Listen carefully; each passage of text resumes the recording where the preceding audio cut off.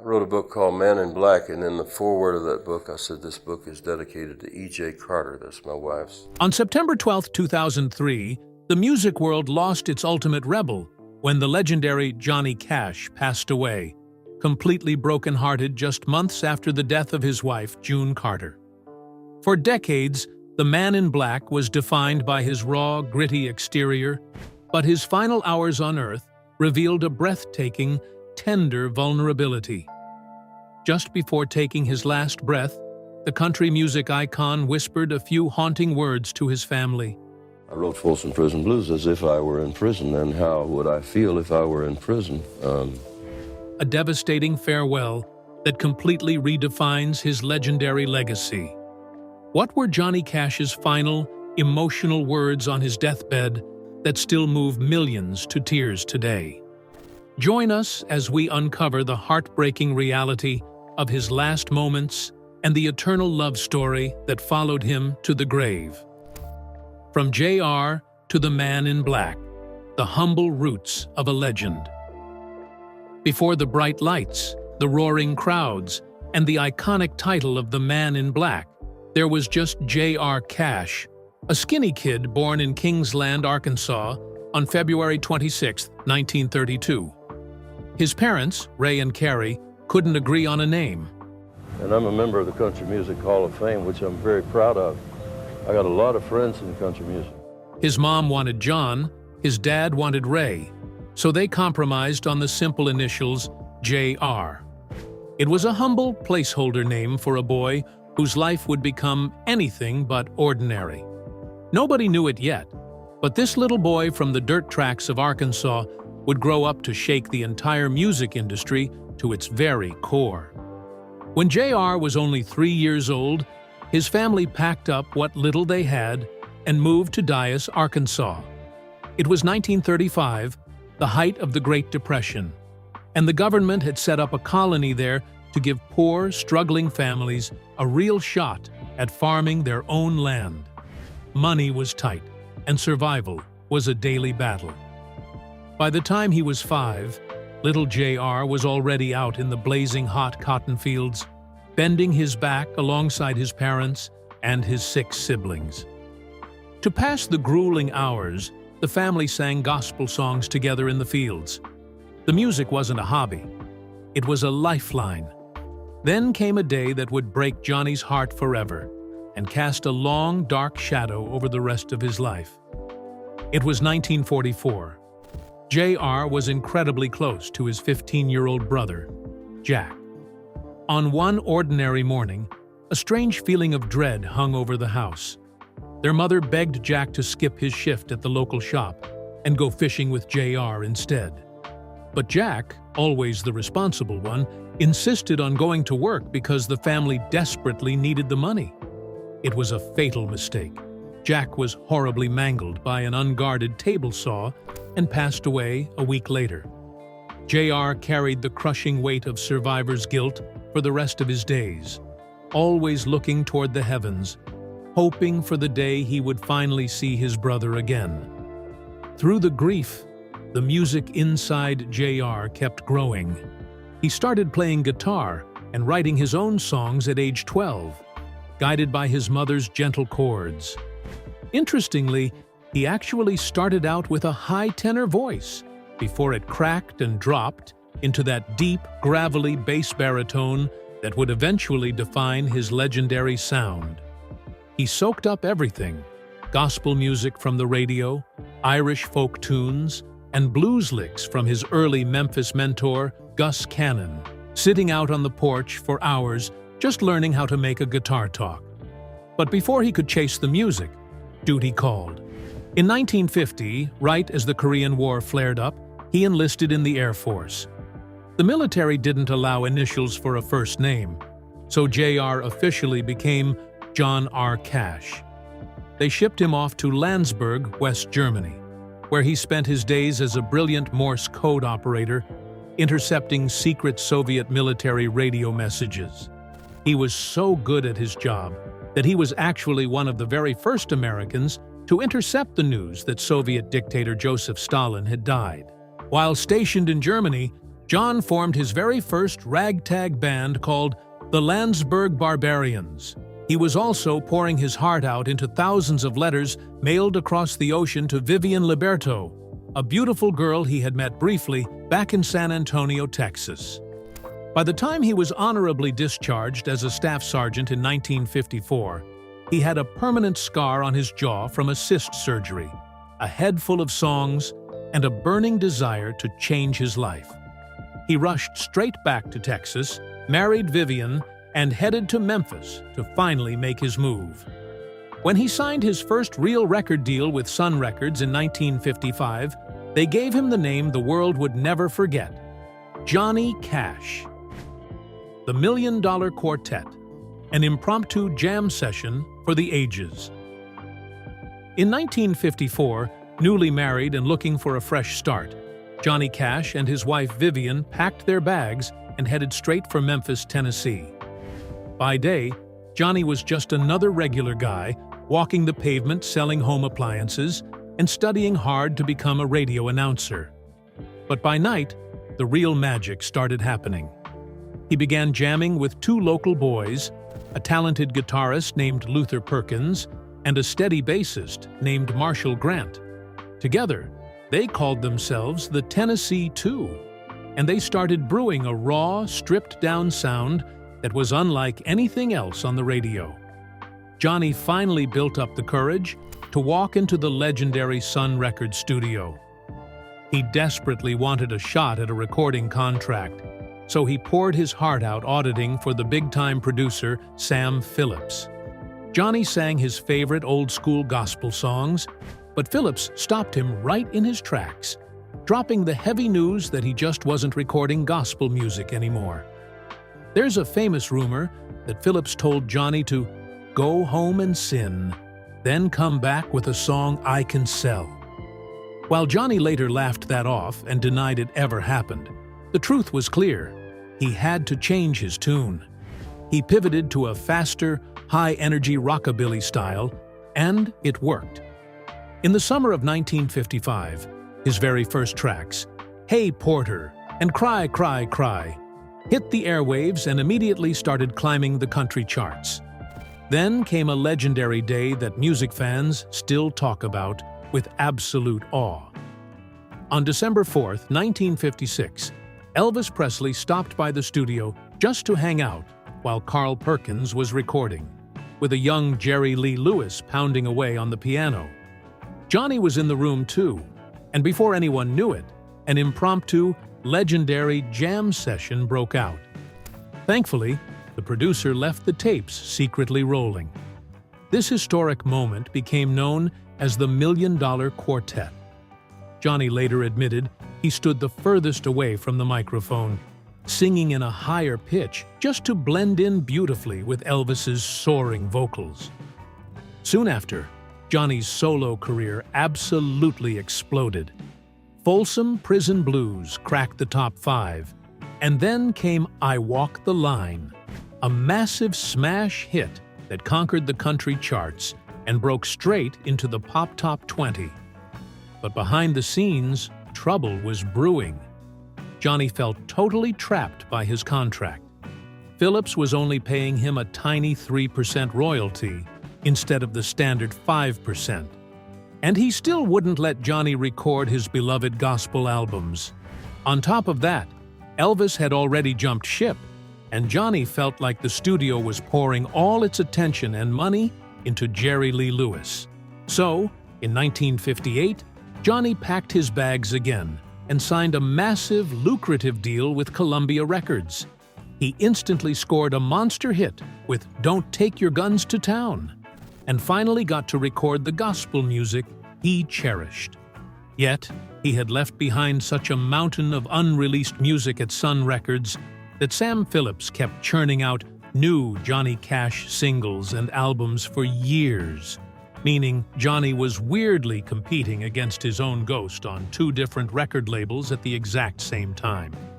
Around this time, his fellow musicians started teasingly calling him the Undertaker, because he always wore pitch-black clothes on stage. Johnny casually explained that black was just easier to keep clean during those long, brutal, sweaty tours on the road. But that dark clothing hid a deepening, chaotic wildness within him, a restless energy that would soon push him to the absolute brink of self-destruction. By the early 1960s, Johnny hit the road with his new manager, Saul Holiff, and began touring with the legendary Carter family. On those long bus rides, Mother Maybell's daughter, a beautiful and vibrant young singer named June Carter, would watch Johnny perform from the wings, completely captivated. Neither of them knew it yet, but this dark, brooding man in black and the bright country girl were stepping onto a path that would rewrite music history, saving his life while breaking hearts along the way. The Abyss and the Anthem, spiraling through amphetamines and Ring of Fire. By the mid-1960s, Johnny Cash's career was moving at a breakneck pace, but behind the scenes, he was rapidly spiraling into a dark, drug-fueled abyss. The crushing pressure of fame and the endless, grueling schedule of touring pushed him straight into heavy drinking and a severe addiction to amphetamines and barbiturates. For a short time, he even shared a chaotic Nashville apartment with fellow country rebel Waylon Jennings, who was also deeply hooked on uppers. Johnny relied heavily on these powerful stimulants just to keep his eyes open during endless nights on the road, while downers helped him crash afterward. Friends on the tour circuit used to joke about his twitchy, erratic behavior and his constant nervousness, completely ignoring the flashing red warning signs of a man whose life was slowly tearing at the seams. Yet, even while his personal life was spinning completely out of control, Johnny's frantic, drug-fueled creativity was running at an all-time high. In 1963, he released his iconic masterpiece, Ring of Fire. It became a massive crossover smash, conquering both the country and pop charts. Johnny claimed the song's unique, mariachi-style horn arrangement came to him in a vivid dream, and he credited the lyrics to June Carter, capturing the terrifying, helpless feeling of falling in love while your life burns around you. However, his first wife, Vivian, fiercely painted a completely different picture of the song's origin. In her explosive book, she claimed Johnny actually wrote the song himself, but gave June half the songwriting credit simply to help her out financially. Regardless of who held the pen, the track perfectly mirrored the dangerous, burning chaos that followed Johnny everywhere he went. That chaos literally erupted in June 1965 during a fishing trip in California's Los Padres National Forest. Johnny's camper caught fire, sparking a massive, raging forest fire that devoured over 500 acres, stripped 3 mountains bare, and nearly killed Johnny himself. The fire was so destructive that it drove away almost the entire population of the highly endangered California condors living in the refuge. When a furious federal judge later asked him why he did it, a completely unbothered, drug-addled Johnny casually blamed his vehicle instead of taking responsibility. When pressed about the environmental devastation, he openly dismissed the fate of the birds. The government sued him, and he eventually settled the massive case for over $82,000. Johnny masterfully cultivated a dangerous outlaw image, but the truth is, he never actually served a real prison sentence. He was locked up 7 different times for minor offenses, but he only ever spent a single night in a jail cell each time. Once, in Starkville, Mississippi, cops threw him in jail for trespassing onto private property in the dead of night just to pick flowers. Later that same year, federal agents cornered him at the airport in El Paso, Texas. They suspected he was smuggling heroin across the Mexican border. But when they popped open his guitar case, they found a staggering stash of over 1,000 prescription uppers and sedatives. Because they were prescription pills and not street drugs, he managed to dodge prison time with a suspended sentence and a small bond. During this incredibly turbulent era, Johnny was also creating deeply serious, boundary-pushing concept albums. In 1964, he released Bitter Tears, a record entirely focused on the historical mistreatment and pain of Native Americans. It was a beautiful, gutsy move, but it met fierce resistance. Angry radio stations refused to play it, and some fans turned their backs on his controversial social views. Johnny fought back, buying full-page magazine ads to blast the industry for their cowardice. He followed it up with another experimental double album, Sings the Ballads of the True West, mixing authentic frontier songs with raw, spoken-word storytelling. But by 1967, his body and mind were reaching a devastating breaking point. His drug abuse had completely shattered his marriage, leading to a painful divorce from Vivian. Venues were canceling his shows because he was too unreliable to perform. Yet, right in the middle of the wreckage, a beautiful beacon of hope appeared. His sizzling duet with June Carter, Jackson, won a prestigious Grammy Award, proving their undeniable onstage chemistry was the only thing keeping his heart beating. The absolute turning point came after a horrific car accident in Walker County, Georgia. Cops found a bleeding Johnny carrying a baggie full of pills. Desperate, Johnny tried to bribe a local deputy, but the honest lawman turned the money down cold. That night, a wise old sheriff named Ralph Jones sat Johnny down in his cell and gave him a long, stern talking to about his wasted potential and the deadly road he was traveling. That conversation shook Johnny to his core. He credited that single night with saving his life, later returning to the tiny town to play a massive benefit concert that raised thousands for the local high school. Johnny later admitted that the pills had completely taken over his life. Sensing he was on the verge of death, June Carter, along with her mother Maybelle and her father Ezra, moved directly into Johnny's mansion for a solid month to forcefully help him sweat out the drugs. Clean, sober, and deeply in love, Johnny boldly proposed to June right on stage during a concert in Canada on February 22, 1968. She had promised she would only marry him once he cleaned up his act, and just 1 week later, they tied the knot. Johnny also rediscovered his deep Christian faith during this time, walking down the aisle at a small Nashville church to dedicate his life to God. Though his loyal bassist Marshall Grant later revealed it actually took another 2 years of slipping and sliding before Johnny completely kicked the amphetamines for good, he finally achieved 7 beautiful drug-free years, deeply inspired by the birth of his beloved son, John Carter Cash. Tragically, the monsters in his mind weren't fully defeated. Johnny fell hard off the wagon again in 1977, and by 1983, he was deeply addicted all over again, forcing him to enter the Betty Ford Clinic. He would courageously battle this agonizing revolving door of relapse and rehab facilities for the next decade, including stays at Cumberland Heights and Loma Linda. It was a grueling, lifelong war against his own inner demons. But through every single dark valley, every relapse, and every hospital room, June Carter remained his unshakable anchor. It was a fiercely protective, legendary love that would hold him together through the coming decades, until the final heartbreaking days when her absence would ultimately leave him too broken to go on. The promise to June, a final surge of music, and the bittersweet departure. By the late 1960s, Johnny Cash was one of the biggest stars on the planet.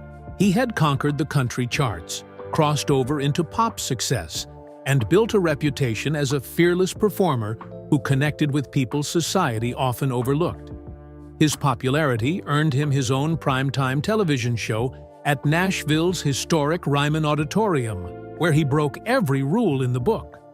Johnny welcomed boundary-pushing artists like Bob Dylan, Louis Armstrong, and Linda Ronstadt, helping introduce audiences to voices many networks would have rather ignored. His loyalty to friends was just as legendary. When network executives demanded that Kris Kristofferson change the lyrics to a song because it referenced marijuana, Johnny flatly refused and aired it exactly as written. By 1980, Johnny became the youngest living person ever inducted into the Country Music Hall of Fame at just 48 years old. But while the honors kept coming, the music industry was changing around him. Radio stations were drifting away from his traditional sound, and for the first time in decades, the man who had once dominated the airwaves found himself struggling to score a major solo hit. Refusing to fade quietly into the background, Johnny found a second wind by teaming up with Waylon Jennings, Willie Nelson, and Kris Kristofferson to form the Highwaymen. Together, they released hit albums, sold out arenas, and toured the world like a band of legendary outlaws who refused to surrender. Yet, just as things seemed to be stabilizing, life threw Johnny a string of bizarre and painful setbacks. In 1983, he suffered a severe abdominal injury after being violently kicked by an ostrich on his farm. The treatment required powerful painkillers, triggering a devastating relapse into addiction.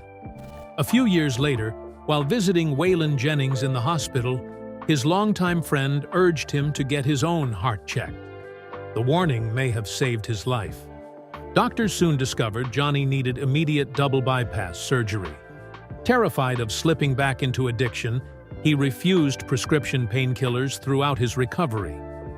He later claimed that during the operation, he left his body entirely and experienced a glimpse of the afterlife.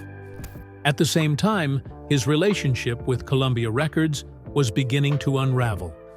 After decades together, the partnership had become increasingly strained. In one of the strangest episodes of his career, Johnny recorded a novelty song about a man whose brain was swapped with a chicken and appeared in a bizarre music video dressed like a comic book outlaw. While some fans viewed it as a clever protest against the label, Johnny initially embraced the project until Waylon Jennings bluntly told him he looked ridiculous. Mortified, Johnny demanded the video be pulled from circulation and later described the entire episode as a fiasco. Not long afterward, he walked away from Columbia altogether. Searching for fresh inspiration, he returned to Sun Studios for a reunion project with old friends and even published a deeply personal novel centered on the Apostle Paul. Then came the most difficult chapter of all. In 1997, Johnny nearly collapsed during a concert in Michigan and received a devastating diagnosis. Doctors first believed he had Parkinson's disease. Later, they changed the diagnosis to the fatal neurological disorder, Shy-Drager syndrome, and told him he might have only 18 months left to live. Eventually, specialists settled on severe diabetic nerve damage, but the uncertainty had already taken a heavy toll. His body was failing, his touring career was coming to an end, and a severe bout of pneumonia permanently scarred his lungs. At a time when many believed his career was finished, an unlikely lifeline appeared. Producer Rick Rubin stripped away the studio polish, the elaborate arrangements, and every unnecessary layer, recording Johnny in an intimate acoustic setting. The resulting albums introduced him to an entirely new generation of listeners. His haunting interpretation of Hurt became the centerpiece of this remarkable comeback. The video showed a frail Johnny sitting among the fading trophies of his past, confronting his own mortality in a way few artists ever dared. Millions were moved by the performance, and it quickly became one of the most celebrated recordings of his career. But the greatest challenge still lay ahead. On May 15, 2003, June Carter Cash died following complications from heart surgery. Johnny was utterly devastated.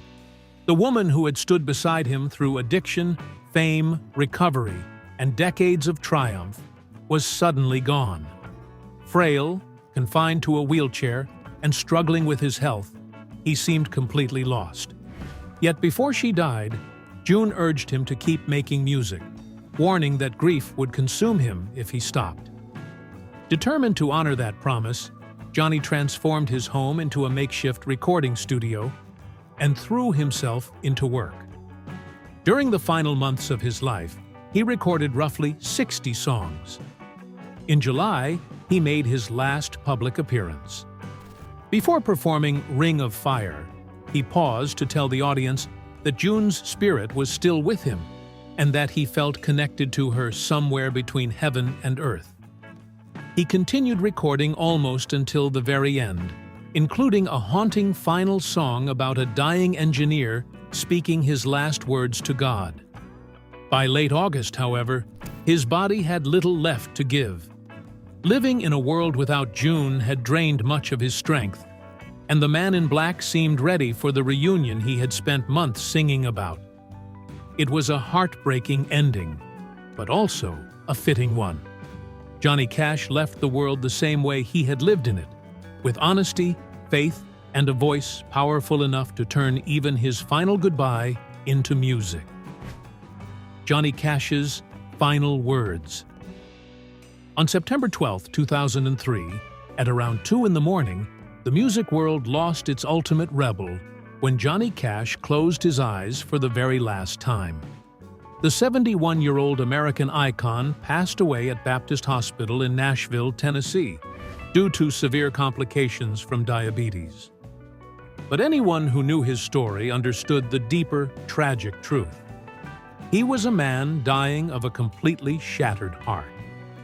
Just 4 months earlier, his beloved wife and anchor of 35 years, June Carter Cash, had passed away, and the crushing weight of her absence was simply too heavy for the legendary Man in Black to bear. His final months had been marked by a staggering, bittersweet resurgence in popularity. His haunting cover of the rock song Hurt had captured the world's imagination, showcasing a frail, gaunt Johnny singing a raw epitaph full of deep regret and remorse. But if that music video showed his fading physical strength, it was his final live performance that truly revealed the depth of his enduring spirit and his undying love for June. That final performance took place just 2 months after June's passing, and 2 months before his own, in a tiny dot on the map called Hilton's, Virginia. The venue was the Carter family fold, a large, rustic wooden structure deeply rooted in the very birthplace of country music. When Johnny arrived, he was far too weak to walk to the microphone unassisted. Yet, ever the proud rebel, he flatly refused to be rolled out on stage in a wheelchair. Propped up by 2 assistants, he slowly found his footing and made his way to center stage, determined to give his fans one last unforgettable memory. For 30 beautiful, gripping minutes, Johnny and his band poured their hearts out into the microphone. He unleashed a powerful, nostalgic set list, commanding the room with timeless classics like Folsom Prison Blues, I Walk the Line, and Sunday Mornin' Comin' Down. Then, right in the middle of the roaring applause, Johnny paused. The room fell into an absolute, breathless silence as he looked out at the crowd to speak about his late wife.